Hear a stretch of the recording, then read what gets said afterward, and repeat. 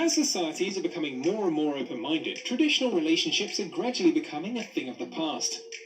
People can date whoever they want, even when the partner in question is a couple of decades older or younger. Let's take a look at some big celebrity age gaps. When you're super rich and famous, finding someone who's longing for such a lifestyle shouldn't be too complicated.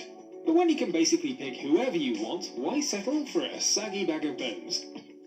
Just because society expects people to date around their own age. Especially men are naturally attracted to younger women. Take Richard Gere, for instance, whose former wife, Alejandra Silva, was 34 years his junior. When the actor was 69 and she was 36, they even had a baby together. And Gere is just one example. There are plenty of men looking for a Lolita, so to speak. Bruce Willis has a 23 years younger wife, and Rolling Stone Mick Jagger even dated a lady 52 years younger than he is. But try not to judge. They're not all women trying to launch a career off their famous partner's back, though. Some of these relationships have turned into long-lasting marriages with kids and everything. Take Sylvester Stallone, for example. He married his 22 years younger wife, Jennifer Flavin, in 1997, welcomed 3 daughters, and they're still together today. It's pretty extraordinary that this has happened, and we don't take it lightly. I looked at that sign and said, you know, this Stallone daughter, Sistine Sophia, Scarlett. I went, can you imagine how fast time is? But the fact that the mother, and it's all her, she's done it all. And you know, I have. I want money for that. You're done, got it. Tonight I'll pay you. And that brings us to Leonardo DiCaprio.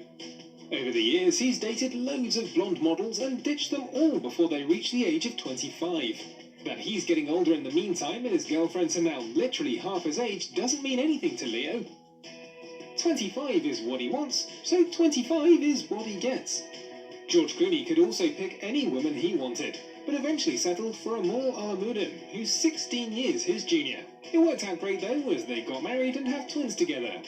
You know, we went out to dinner the other night, and I had Alex on my shoulder before we left, and I handed him off and to Amal, and we went out and got in the car to leave. And I'm sitting in the car, and I look down, and you got like barf on your shoe. You're like, oh well, there goes that jacket. Another interesting relationship is that of rising star Florence Pugh and Scrubs actor Zach Braff, with the latter being almost twice as old as his lady. Fortunately, Pugh doesn't seem to care about other people's opinions and lives how she sees fit. If a woman says that she doesn't want kids and she's just honed in on being successful, almost everyone will be like, what? When you're 30, you might regret it. Yeah. And so there is this stigma of you can't be an ambitious woman without regretting not having children. And then you also can't be an ambitious woman who has children. Like, there are these two kind of images that women have. So I think, we're talking about it. But it is interesting. It's not just men looking for younger women, though. The other way around works just fine, too. Kris Jenner is 25 years older than Corey Gamble. Her daughter Kim is Pete Davidson's senior by 13 years. Olivia Wilde was 10 years old when her beau Harry Styles was born. And Heidi Klum has gotten herself a 16 years younger rock star hubby. That brings us to Aaron and Sam Taylor-Johnson. We wouldn't blame you if you thought she was his mum, but they're in fact married and have 2 daughters.